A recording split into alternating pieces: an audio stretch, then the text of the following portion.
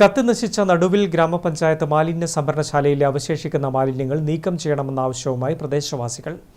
മഴയത്ത് പ്ലാസ്റ്റിക് മാലിന്യങ്ങളിൽ വെള്ളം കെട്ടിക്കിടക്കുന്നത് കൊതുകുകൾ പെരുകാൻ കാരണമാവുകയാണ്.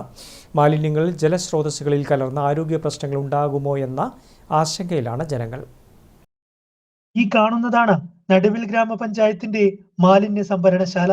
മാസങ്ങൾക്ക് മുൻപ് ഇവിടെ വൻ തീപിടുത്തമുണ്ടായി. കെട്ടിടം ഉൾപ്പെടെ പൂർണ്ണമായും കത്തിനശിച്ചു. കത്തിയ മാലിന്യങ്ങളുടെ അവശിഷ്ടങ്ങൾ ഇപ്പോഴും പലയിടത്തായി കൂടിക്കിടക്കുന്നു. പൂർണ്ണമായും നീക്കം ചെയ്യാൻ പഞ്ചായത്ത് ഇതുവരെ തയ്യാറായിട്ടുമില്ല. പ്ലാസ്റ്റിക് മാലിന്യങ്ങളിൽ വെള്ളം കെട്ടിക്കിടന്ന് ഇവിടം ഇപ്പോൾ കൊതുകു വളർത്തു കേന്ദ്രമായി മാറി. ഇവിടെ ഈ കത്തിക്കിടക്കുന്ന കുപ്പികളിലും മറ്റും വെള്ളം കെട്ടി നിൽക്കുകയും അതുപോലെ തന്നെ പ്ലാസ്റ്റിക്കിനകത്തെല്ലാം വെള്ളം കെട്ടി നിന്നുകൊണ്ട് കൊതുക് പെരുകുന്ന ഒരു നിലയുണ്ട്. ഇപ്പോൾ തൊട്ടടുത്ത് തന്നെ നമ്മുടെ ഹോസ്റ്റൽ പ്രവർത്തിക്കുന്നുണ്ട്. ആ ഹോസ്റ്റലിലുള്ള കുട്ടികൾക്കും അതുപോലെ തന്നെ ഇവിടെ അടുത്തെല്ലാം ഉള്ള ആളുകൾക്കും വളരെ ബുദ്ധിമുട്ടാണ് ഇതുകൊണ്ട് ഉണ്ടാവുന്നത്. അംഗൻവാടി ഒക്കെ ഇതിനടുത്തായിട്ടുണ്ട്. കുറച്ച് വേസ്റ്റുകളെല്ലാം ക്ലീൻ കേരള കമ്പനി കൊണ്ടുപോയിട്ടുണ്ട്. അതിൻ്റെ ബാക്കി ഇനിയും ഒരുപാട് വേസ്റ്റുകൾ ഇവിടെ ഇങ്ങനെ കൂട്ടിയിട്ടിട്ടാണുള്ളത്.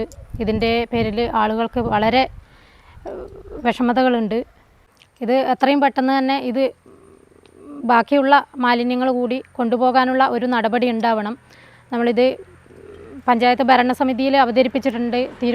ബോർഡ് തീരുമാനപ്രകാരം ഇത് മാറ്റാൻ വേണ്ടി തീരുമാനിച്ചെങ്കിലും മാസങ്ങൾ കഴിഞ്ഞിട്ടും ഇത് കൊണ്ടുപോകുന്ന ഒരു നിലയില്ല. ഇതിന് ഒരു അടിയന്തരമായ തീരുമാനം ഉണ്ടാവണമെന്നാണ് അറിയിക്കാനുള്ളത്.